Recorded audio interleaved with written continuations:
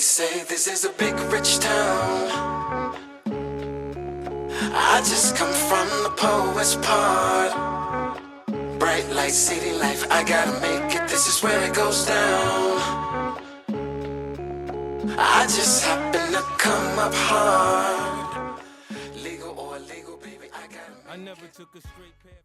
What's good, YouTube? Welcome back to the channel for another video. In this video, I'm gonna be going over my last trading month, April. So I'm gonna post the P&L. It's gonna be somewhere on the screen.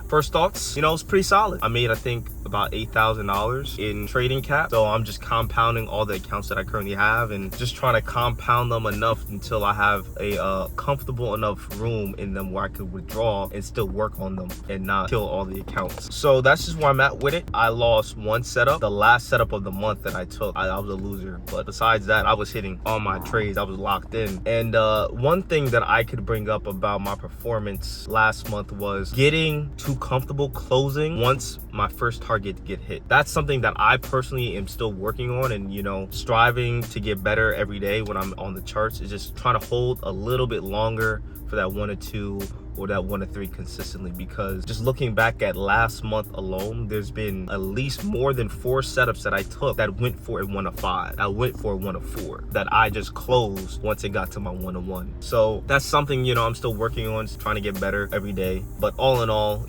I'm content with my performance. But this month, now I want to do better. I'm still hungry. Even though I made $8 grand last month, and that's more money than I'm pulling in at my day job, it's not really satisfying yet, because I know I could make so much more. With that being said, just really want to lock in on the things that I really want to fix, and focus on executing and not worrying about what happened yesterday, or not thinking about this week's profits or this month's P&L, just being in the moment and locking in on the chart. That's really one thing I really want to focus on, and just being in those uncomfortable moments a little bit longer, and take it day by day. All right, so guys, if you don't already follow me on Instagram, follow me on Instagram. I post whether I'm trading this day, if I'm trading, whether I lost, whether I won. All of that full transparency is going to be on my Instagram. Rainy profits, it's going to be somewhere on the screen for you guys.